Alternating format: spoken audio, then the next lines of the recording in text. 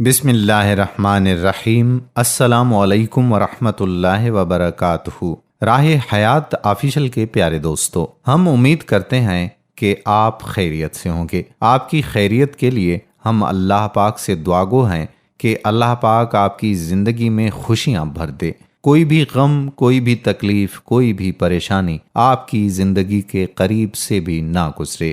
اللہ تبارک و تعالی آپ تمام بھائیوں اور میری محترم بہنوں کی دلی تمنائیں، نیک مرادیں پوری فرمائے، آپ کے رزق حلال میں برکت نصیب فرمائے اور آپ کے عزیز و اقارب کو اللہ تعالی خوشیوں سے ہمکنار فرماتے، آمین۔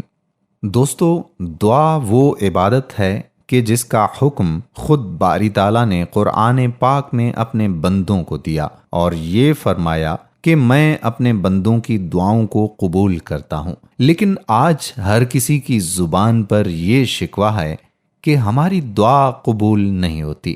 یہ کیسے ممکن ہے کہ اللہ فرمائے کہ میں اپنے بندوں کی دعا قبول کرتا ہوں اور پھر قبول نہ کرے؟ یاد رہے کہ جس طرح اللہ نے نیک اعمال کی قبولیت کے لیے شرائط رکھے ہیں، اسی طرح سے اللہ تعالیٰ نے دعاؤں کی قبولیت کے لیے بھی شرائط رکھے ہیں۔ آج کی اس ویڈیو میں ہم وہ شرائط آپ کو بتائیں گے اور ساتھ میں ایسے کلمات بھی بتائیں گے جو کہ ہمارے پیارے آقا رحمت دو عالم صلی اللہ علیہ وآلہ وسلم نے دعا کی قبولیت کے لیے بتلائے ہیں۔ وہ کلمات کیا ہیں جن کے بارے میں آقا دو عالم صلی اللہ علیہ وآلہ وسلم نے فرمایا کہ ان کلمات کے ساتھ دعا مانگی جائے تو قبول ہوتی ہے؟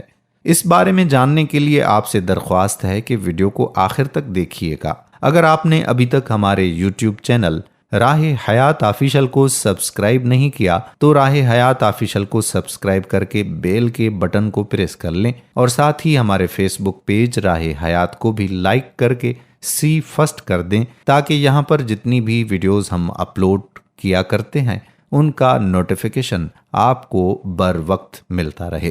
خواتین و حضرات، ان کلمات کے بارے میں بھی ہم آپ کو بتائیں گے، لیکن اس سے پہلے آپ کو دعا کے بارے میں اللہ رب العزت کے ارشادات بتاتے ہیں۔ قرآن پاک میں سورۃ البقرہ میں اللہ تعالیٰ نے ارشاد فرمایا، اور اگر اے محمد صلی اللہ علیہ وآلہ وسلم میرے بندے آپ سے میرے بارے میں سوال کریں تو یقیناً میں ان کے قریب ہوں جب کوئی مجھے پکارتا ہے، یعنی دعا کرتا ہے یا سوال کرتا ہے تو میں دعا کرنے والے کی دعا قبول کرتا ہوں۔ لہٰذا سبھی لوگ میری بات قبول کریں اور مجھ پر ایمان لائیں تاکہ وہ ہدایت پا جائیں۔ دوستو، اللہ تبارک و تعالیٰ کا یہ فرمان مبارک اس بات کی دلیل ہے کہ اللہ ہم سے بالکل قریب ہے اور ہماری دعائیں سنتا ہے اور قبول فرماتا ہے۔ بس لوگوں کا یہ کہنا اور سمجھنا کہ اللہ تو ہماری سنتا ہی نہیں، یا فلاں لوگوں کی سنتا ہے یا فلاں لوگوں کی نہیں سنتا، فلاں کی مانتا ہے اور فلاں کی نہیں مانتا، ہماری سنتا نہیں اور فلاں کی ٹالتا نہیں، اس قسم کے سب ہی عقائد اور خیالات اللہ تبارک و تعالیٰ کے اس فرمان مبارک کا انکار ہیں۔ دوسرے الفاظ میں یہ کہا جائے کہ ایسے عقائد یا خیالات اللہ تبارک و تعالیٰ کے مذکورہ بالا فرمان کا کفر ہیں اور یہ شیطانی وسوسے ہیں۔ یاد رہے کہ اس کفریہ عقیدے اور خیال کا شکار کرنے کے بعد شیطان مردود اور اس کے پیروکار اللہ کے بندوں کو اللہ تبارک و تعالیٰ سے دعا کرنے میں شرک کی راہ پر گامزن کرتے ہیں اور اللہ عز و جل کو براہ راست پکارنے اور براہ راست اس سے دعا کرنے کے بجائے انہیں اللہ کے ساتھ شریک بنانے اور شریک اپنانے میں لگا دیتے ہیں۔ یہ بھی یاد رکھیے گا اور ہمیشہ یاد رکھیے گا کہ کوئی بھی بات پہلے سنی جاتی ہے اور پھر قبول یا رد کی جاتی ہے، اور ہمارے اللہ عز و جل نے ہمیں یہ یقین دہانی کروا لی ہے کہ وہ دعائیں قبول کرتا ہے۔ لہٰذا دعائیں سنا جانا تو قبول کیے جانے سے زیادہ یقینی امر ہوا۔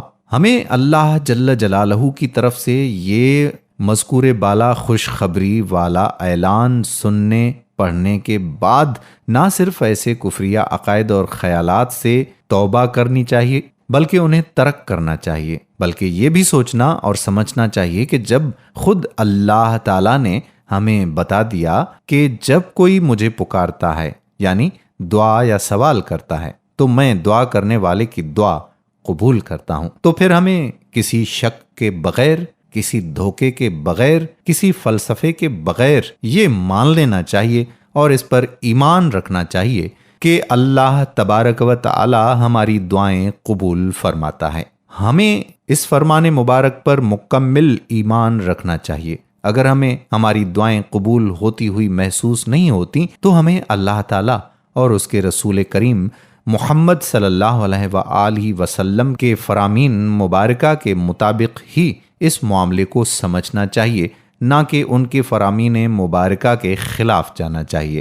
ابھی جن آیات کا مطالعہ ہم نے کیا اس میں اللہ تبارک و تعالیٰ کی طرف سے ہمیں ایک ایسا نسخہ بتایا گیا ہے جس پر عمل کرنے سے ہماری دعائیں جلد قبول ہو سکتی ہیں۔ جی ہاں، اسی آیت مبارکہ میں اللہ تبارک و تعالیٰ نے ہمیں یہ حکم فرما دیا ہے، لہٰذا سبھی لوگ میری بات قبول کریں۔ یہ وہ نسخہ ہے جس پر عمل کرنے سے ہماری دعائیں انشاءاللہ جلدی قبول ہونے والی دعاؤں میں شامل ہو سکتی ہیں۔ دوستو، دعاؤں کی جلدی قبولیت کے لیے ہمیں اللہ تعالیٰ کی ساری ہی باتیں قبول کرنا ہوگی۔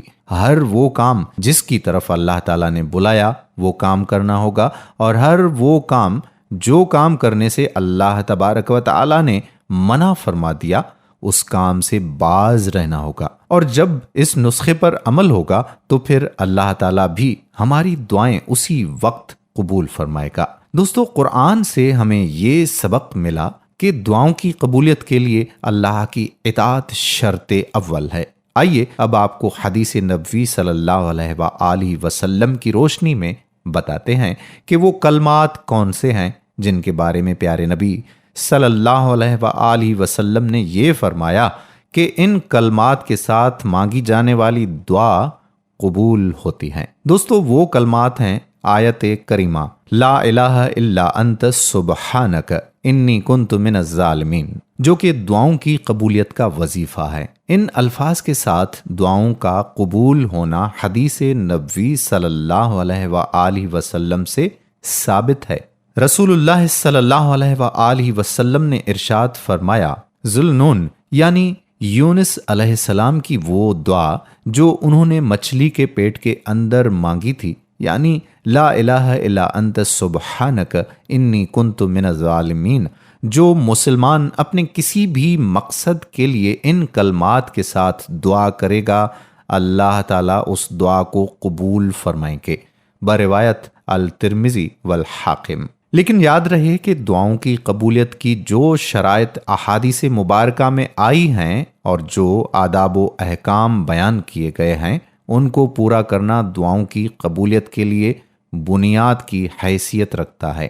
دوستو، یہ یاد رہے کہ دعا اللہ اور بندے کے درمیان ایک ایسا مخصوص تعلق منگتے اور اس کے خالق کے درمیان براہ راست رابطہ ہے، جس میں بندہ اپنے معبود سے اپنے دل کا حال سیدھے سادہ طریقے سے بیان کرتا ہے۔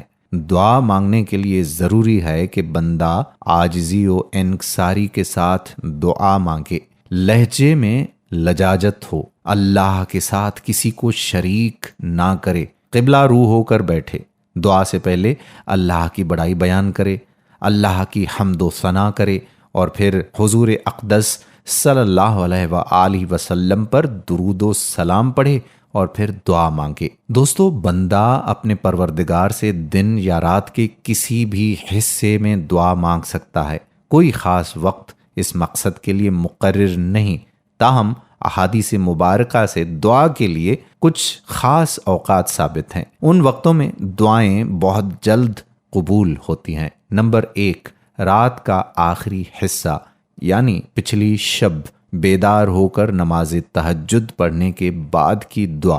جمعے کے دن میں بھی ایک قبولیت کی ساعت یعنی ایک گھڑی آتی ہے، اس میں دعا قبول ہوتی ہے۔ نمبر 3، شب قدر میں مانگی جانے والی دعا۔ نمبر 4، آذان کے وقت کی دعا۔ نمبر 5 فرض نماز کے بعد کی دعا۔ نمبر 6 سجدے کی حالت میں مانگی جانے والی دعا۔ قرآن مجید کی تلاوت اور ختم قرآن کے وقت مانگی جانے والی دعا۔ نمبر 8 رمضان شریف کے مہینے میں افطار کے وقت کی دعا۔ اسی طرح سے دعا کے لیے مخصوص مقامات کی بھی کوئی قید نہیں، البتہ احادیث و آثار میں کچھ مقامات پر دعا قبول ہونے کی صراحت ہے۔ نمبر 1 بیت اللہ کا طواف کرتے ہوئے۔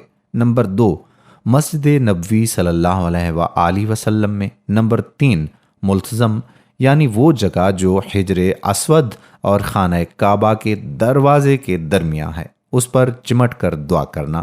نمبر 4 میزاب رحمت کے نیچے۔ نمبر 5 بیت المقدس۔ نمبر 6 رکن و مقام ابراہیم کے درمیان۔ نمبر 7 صفا و مروہ پر۔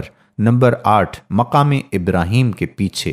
نمبر 9 اس جگہ جہاں سعی کی جاتی ہے۔ نمبر 10 عرفات میں۔ نمبر 11 زمزم کا پانی پیتے وقت۔ نمبر 12 مشعر حرام مزدلفہ میں۔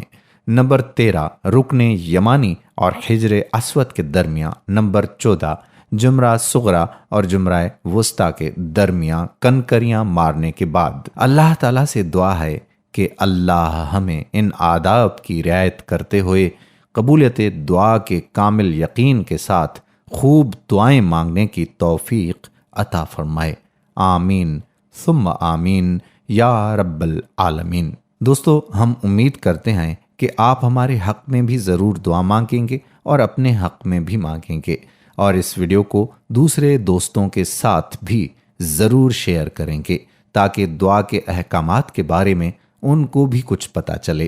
آنے والی ویڈیو تک آپ کا میزبان قادر بخش کلہوڑو آپ سے اجازت چاہتا ہے۔